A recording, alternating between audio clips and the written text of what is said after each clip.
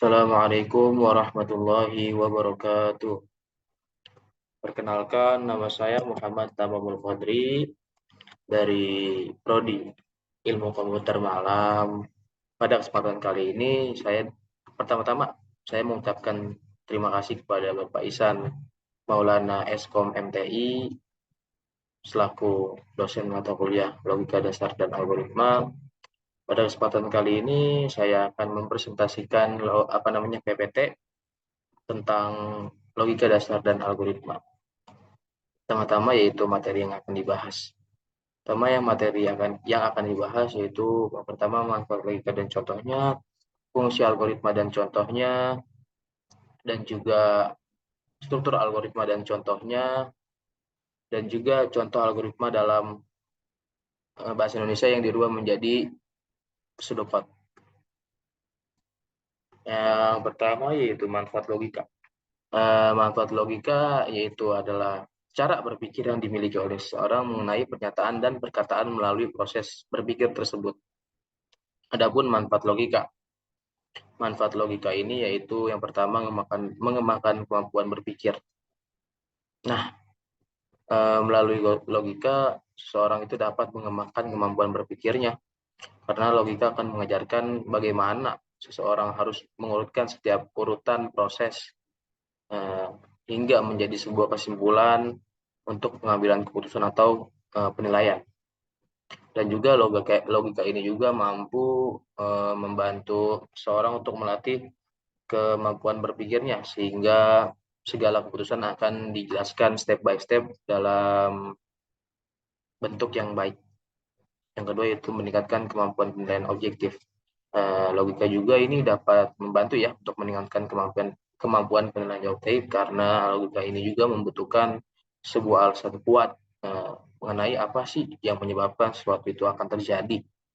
Dengan menggunakan logika, seseorang dapat lebih menilai sesuatu hal tersebut menjadi perspektif yang lebih luas dan tidak hanya mengandalkan perspektif yang subjektif. Yang ketiga yaitu mengetahui letak kesalahan dan penyelesaiannya.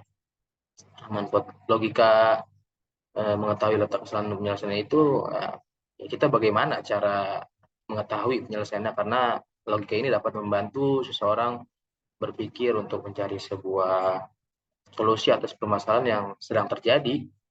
Nah, solusi ini juga dapat dipertimbangkan melalui logika seseorang dalam menganalisis dan memahami suatu permasalahan.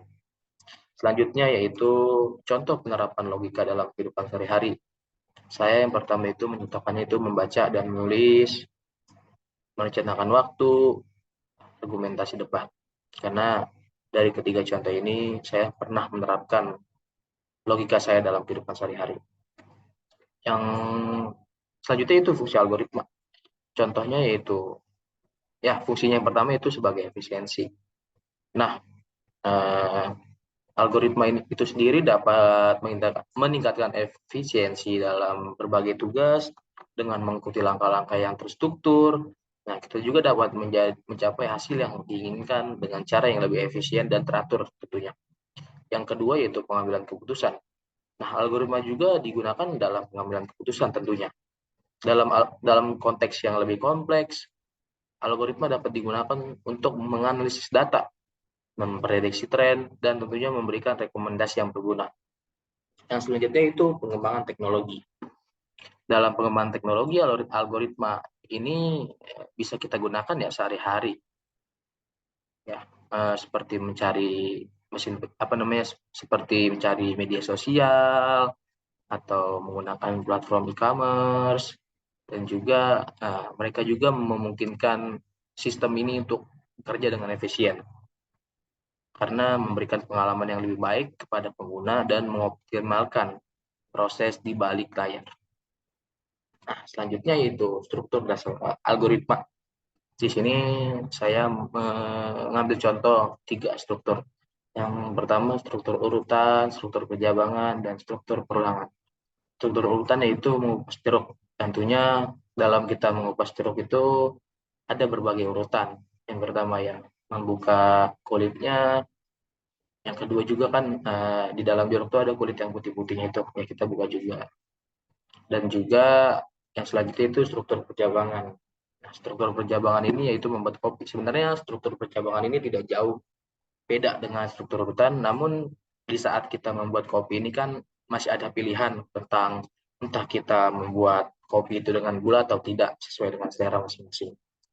Yang ketiga yaitu struktur pulangan, menyumur pakaian. Nah, dalam menyumur pakaian kan kita tidak hanya menyumur satu pakaian saja ya. Jadi ketika kita sudah menyumur pakaian yang satu, kita akan mengulangkan untuk menyumur pakaian yang selanjutnya.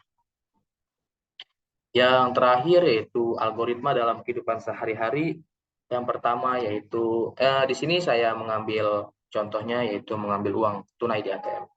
Yang pertama yaitu memasukkan kartu di mesin ATM, yang kedua kita harus pilih bahasa, yang ketiga kita bisa masukkan paspor, yang keempat pilih menu tarik tunai, yang kelima pilih jenis rekening, yang keenam masukkan jumlah uang yang akan kita ambil, dan yang ketujuh itu jika saldo mencukupi, mesin ATM akan mengeluarkan uang sesuai dengan yang kita ingin.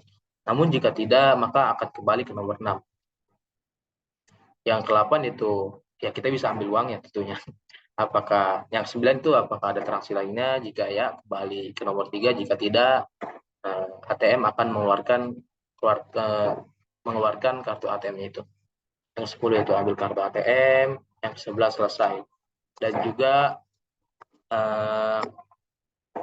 selanjutnya itu dalam kehidupan sehari-hari.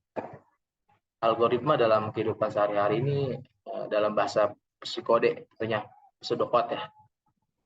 Di sini saya mengambil contohnya itu yang tadi mengambil kartu di mesin ATM. Yang pertama itu inisialisasinya itu memasukkan kartu di mesin ATM, lalu kita bisa pilih bahasa, terus lalu juga masuk ke menu prosesnya itu masukkan paspor, pilih menu tarik tunai, pilih jenis rekening, masukkan jumlah uang yang diambil, yang kita ambil, terus juga jika saldo mencukupi, mesin ATM akan mengeluarkan uang sesuai dengan jumlahnya, jika tidak maka kembali ke nomor 6. Nah, yang terakhir itu outputnya. Outputnya itu ya kita bisa ambil uangnya tentunya. Apakah, nah selanjutnya itu apakah ada transaksi lainnya? Jika jika iya, kembali ke nomor 3. Jika tidak, mesin akan mengeluarkan kartu ATM dengan sendirinya. Dan selanjutnya itu ambil kartu ATM. Dan setelah itu selesai. Nah, mungkin cukup sekian presentasi yang dapat saya sampaikan. Kurang lebihnya mohon maaf. Assalamualaikum warahmatullahi wabarakatuh. Terima kasih.